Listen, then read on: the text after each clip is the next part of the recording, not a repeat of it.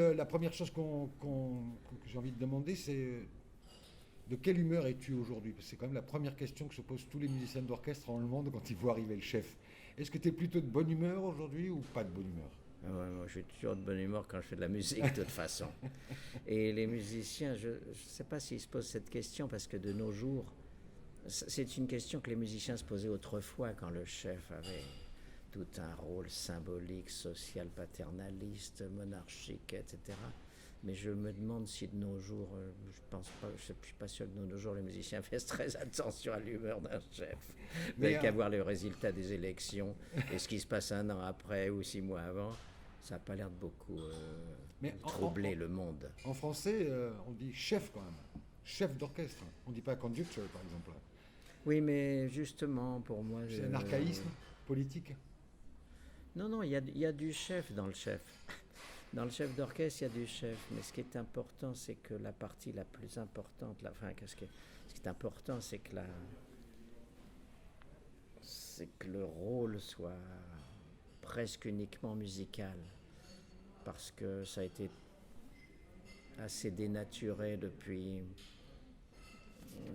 le début des orchestres et des figures charismatiques, des divas chefs. Puis c'est devenu c'est devenu moins symbolique et plus musical.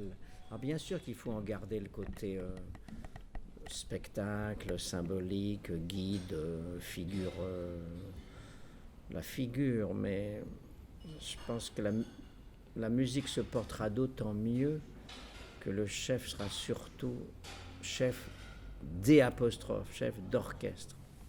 C'est là que la musique se porte bien. Sinon, ça finit par dégénérer tôt ou tard. Le conflit n'est pas nécessaire. Ah non, mais le conflit existe, mais le conflit n'a rien à voir avec la musique. Il ne faut pas oublier que tous les conflits sociaux, en général, il n'y a pas de musique au bout.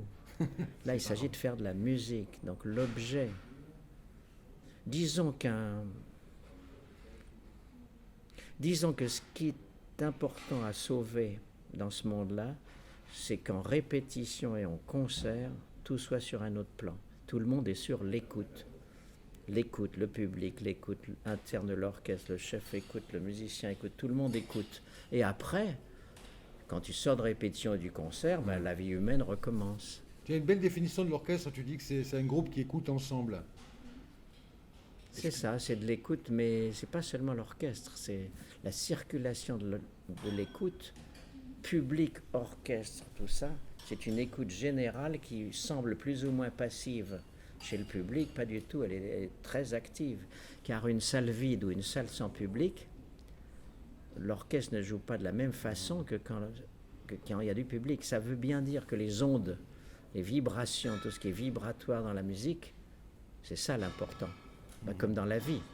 La musique, c'est la vie. Je dis toujours que la musique, c'est comme l'eau. C'est pas parce qu'on n'a pas soif qu'on n'a pas besoin d'eau. Voilà, la musique, c'est ça. En balinais, c'est une langue où le mot de musique n'existe pas. Et pour une bonne et simple raison, c'est que pour un balinais, tout, absolument tout est musique. Voilà. Donc le distinguer par un mot particulier serait une hérésie. C'est ton avis aussi? C'est ça. D'ailleurs, quand dans les évangiles, je ne suis pas très cultivé, hein, pas très cultivé, mais quand dans les évangiles on parle au commencement était le verbe ou le son, c'est bien ça que ça veut dire. Une vibration, quoi. Une vibration. On parle, quand on arrive à un poste aussi considérable que celui que tu occupes maintenant, on parle d'une période d'adaptation. On apprivoise un orchestre, l'orchestre apprivoise le chef. Est-ce que cette période est désormais terminée puisque tu entames cette deuxième année à la tête de l'orchestre? Est-ce que cette période où on fait connaissance, on se jauge, on s'apprivoise en fait? Dans Le Petit Prince, entre le renard et le Petit Prince, l'apprivoisement n'est pas dure un certain temps. Bon, dans les pays latins, comme on est dans l'ambivalence amour-haine constamment et que l'ego est légèrement hypertrophié, bref, dans les pays latins où il ne faut pas oublier qu'en France, quand même, le symbole, c'est le coq. Hein? Donc, si tu veux, l'apprivoisement peut durer un certain temps, puis il peut prendre différentes formes. Je ne sais pas, je ne pense pas que ce soit terminé du tout. Ce que je crois en revanche, c'est ce dont je suis sûr, totalement sûr, c'est que la musique se passe très bien. Donc tout ce qui est musical, ça marche tout seul. Maintenant le reste, ça peut bouger, on ne sait pas, ça peut bouger, ça peut fluctuer, ça... Il y a des particularités sonores, psychologiques et politiques des orchestres français par rapport aux autres, ou c'est un mythe qui n'a pas de fondement? Mais il y a beaucoup de légendes, c'est compliqué à définir. Par exemple, cet orchestre est très différent de l'autre orchestre de Radio France qui s'appelle Philharmonique Nationale. C'est pas le même tempérament, c'est comme deux personnes tout à fait différentes. Comment tu les décris? D'ailleurs, les gens qui vous racontent souvent qu'à Paris il y a trop d'orchestres, ce sont des gens qui ne sont pas informés. Et il y a des capitales dans le monde où il y a bien plus d'orchestres. Ça ne veut rien dire. Moi, quand j'étais à Luxembourg et qu'on a ouvert les abonnements à tous les grands orchestres mondiaux qui passaient, dans la salle, les abonnements de l'orchestre Luxembourg ont grimpé en flèche. Vous voyez un peu? Alors que c'était la terreur que, mon Dieu, on est cuit. Non, c'était le contraire. Donc oui, plus il y a de l'eau, plus tu as soif. Plus tu bois, plus il y a de l'eau. Bon, donc voilà. L'histoire des personnalités. Non, c'est comme les personnalités, comment dire... ça se définit pas, quoi. C'est deux boîtes totalement différentes, d'une origine différente. Il y en a un qui s'est constitué à partir de la fusion j'y étais en plus, en 75, 75. J'ai là que j'étais principal guest. L'orchestre chambre, je crois qu'il y avait le lyrique, ça a donné le nouvel orchestre philharmonique qui était un truc à géométrie variable. Bref, quant au national, c'est une tradition depuis Engelbrecht avec des figures comme Bernstein, Mazel, des gens très bien. Et si tu veux, c'était un peu l'orchestre dit de prestige comme l'orchestre de Paris, quoi. Donc c'est pas le même genre. Ce qui est intéressant ici, c'est que ça voisine. Évidemment, qu'on se frite, c'est normal. C'est comme dans Cendrillon. Quand il y a des frères ou des sœurs, c'est là pour se friter. Mais c'est très fructueux parce que ça permet d'imaginer des programmes différents, des publics différents, des fonctions différentes. C'est très intéressant. L'Orchestre national, on a prétendu à un moment que c'était l'orchestre français destiné à la musique française. Moi, dès que je suis arrivé, j'ai dit que c'était un peu limité, évidemment, qu'on est français, tout ça. Berlioz, c'est bien, mais il faut en sortir. Non, mais c'est très bien, mais on ne peut pas se balader dans le monde entier avec uniquement Berlioz. De la musique française, comme si un orchestre américain jouait avec du Gershwin. Oui, bon, donc, les Allemands, c'est plus facile, comme toute la musique est allemande, ils peuvent jouer de l'allemand toute l'année. Bon, mais non, l'Orchestre national a une vraie personnalité en cela qu'ils ont un fort caractère. Et je dirais même quelquefois un sale caractère, mais moi je préfère ça que pas de caractère du tout. Donc ça se sent dans leur musique. Par exemple, ils n'auront aucune trouille, rien. Je veux dire, c'est qu'un orchestre, quelquefois, si on n'est pas prêt, qu'il n'y a pas eu assez de répétitions, ou je ne sais pas, s'il y a eu une grève et j'en sais rien de transport et on a manqué des répétitions, au concert, ils y vont, il n'y a pas la moindre once de trouille. Bon, ça c'est... Vous ne pouvez pas imaginer comme c'est appréciable. Mais après, la qualité des interprètes au sein même de l'orchestre... Non, ça c'est très bon. C'est très très bon. Non, c'est très bon. Même en progrès, n'est-ce pas? Ils jouent très bien. Et surtout, il y a autre chose. Il pourrait être snob, par exemple, dire... Nous, on a eu un tel, on a eu les plus grands chefs, on ne nous l'a fait pas, qu'est-ce que vous nous racontez? Comme il y a pas mal d'orchestres comme ça, vous savez, qui, comme on dit chez les gens du vulgaire, comme on disait, se la pètent. Non, ils sont disponibles aux idées musicales, à la capillarité, au changement. Ils ne sont pas snobs. Donc ça, c'est une très bonne qualité aussi. Et disponibles aux différents langages musicaux. Alors si tu arrives par exemple avec, je ne sais pas, tel compositeur et que tu insistes sur tel ou tel langage, ils ne vont pas dire, mais on connaît, on l'a joué 200 fois, qu'est-ce qui nous baratine? Pas du tout cette attitude. C'est quand même pas mal pour un orchestre parisien, parce qu'on ne peut pas dire que Paris soit très modeste, on ne peut pas dire. C'est pas vraiment la qualité. Et la France non plus, voir la bataille de Fontenoy, enfin bref, Daladier-Chamberlain qui reviennent en se disant on l'a eu, on l'a pas eu. Bon, donc, pour dire, c'est quand même remarquable ça. Et autre chose aussi d'intéressant, c'est une bonhomie en répétition, enfin la circulation de l'énergie est très aisée. Entre les pupitres.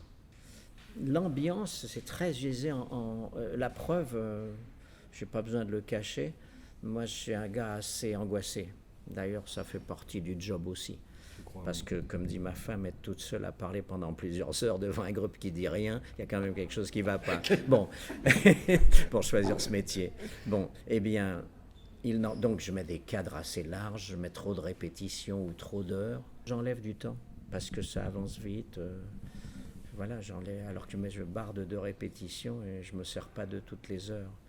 Donc ça, c'est aussi un très bon indice. Un très bon indice. Bon, ce qui est difficile, si vous voulez, c'est qu'à Paris, n'est pas encore accepté dans la digestion, dans les gènes, enfin c'est pas encore intégré, dans les mœurs politiques et autres, que la musique est une nécessité et que plein de musique ou plein de salles, c'est mieux que le contraire. Les gens ont peur quand ils disent c'est ouvert telle salle ou va s'ouvrir telle salle. Mon Dieu, qu'est-ce qu'on va devenir? Ou les politiques, pareil. Je ne crois pas. Je crois que c'est comme le football. Regardez, tu as des équipes partout. Tu n'as jamais entendu dire un mec à la radio dire oh, il y a l'équipe de Rouen, elle est en trop, il y a déjà Paris. Là, jamais. Tu as cette espèce de bouillon de culture, là où cette espèce de. Comment dirait-on ça se reproduit, quoi. Là, ça se reproduit. Personne pleure là-dessus. Ben, il faudrait se réjouir de la même façon pour la musique. Plus on fera de musique, mieux le monde se portera, parce que on partage quelque chose au-delà des idées et de la parole qui divisent, comme on le sait. C'est à qu'à voir les croisades, par exemple. Bon, donc il vaut mieux, quand on s'écoute et qu'on est dans la musique, l'ego, le moi se fond dans l'écoute. Donc c'est réellement écuménique au sens, ça relie, comme le mot religere, religion, qui relie. Donc cette écoute fait que tu te fonds, que ce soit celui qui joue, celui qui conduit, celui qui écoute, tu te fonds dans une écoute générale, quoi. C'est une immense oreille active. Et ça circule, quoi. Ça évite les guerres, croyez-moi. Je crois. La preuve, quand vous êtes en train de vous disputer avec quelqu'un, ce qui peut arriver à l'orchestre, ou alors des guerres plus ou moins sociales, corporatistes, tout ce qui peut arriver, cette même personne qui vous fera une vie d'enfer dans le civil ou dans des histoires, j'en sais rien, de contrat, de je ne sais quoi, au pupitre, dans l'activité musicale, on se sourit. La même personne qui, au moment où on donne la pause, va vous parler d'un problème, et là, on va sortir les colts, enfin symboliquement. La même personne vous sourit. Ça prouve bien que la musique est un miracle. Une dernière question, c'est une question que j'ai posée à de nombreux chefs, à de nombreux musiciens. Il y a trop de chefs. Il y en a beaucoup, c'est trop. Non, vas-y, oui. Quelle est ta conception du silence? Je me souviens du Tilleux qui me disait, pour moi, le silence, je l'ai créé dans l'atelier de mon père le dimanche d'imprimerie quand ça s'arrêtait. Et le silence était extraordinaire, il a articulé ma musique, il a été quelque chose de fort dans ma musique. Quel est le silence d'Emmanuel Krivine? Il vient d'où, ce silence? Le silence, en général, qu'est-ce que vous appelez le silence? C'est la question que je te pose. Qu'est-ce que tu appelles, toi, le silence? Qu'est-ce que c'est ta définition du silence? Le silence, ça me fait penser à Heidegger quand il dit que le Dasein, enfin l'étang, pas l'étang de Baird, hein, l'étang L', E-T-A-N-G, l'étang, quoi, le être, c'est dans le profond ennui. Le vrai ennui, c'est là que tu trouves l'être. Bon, eh bien, le silence, c'est la même chose. C'est-à-dire quand on peut laisser descendre, tout laisser descendre, enfin, tout descend, et là, le noyau, on peut découvrir qu'est-ce que fait le noyau. Sinon, tout est brouillé. Et c'est pour ça que plus je fais ce métier, enfin, c'est pas un métier, là, moi, j'appelle pas ça un métier. Plus je fais ce truc, cette chose-là, plus je fais ça, plus je vois la place du silence, des pauses en musique, et comment, par exemple, quelque chose dont je ne m'apercevais pas quand j'étais jeune, c'est entre les mouvements d'une symphonie, quand tu finis un accord et le prochain mouvement, que ça se gère, comme on dit, aussi. Bien sûr. C'est-à-dire, le silence, je pense que c'est contrairement à ce que l'angoisse peut nous dicter, c'est la dernière chose dont il faut avoir peur, justement. Je pense que plus on se familiarise ou plus on fréquente le silence, mieux on se porte. Merci beaucoup. Mais c'est de la philosophie pour bibliothèque de gare. Je ne prétends pas être philosophe, je suis juste On amateur. fait de très belles rencontres au Gare. Merci beaucoup.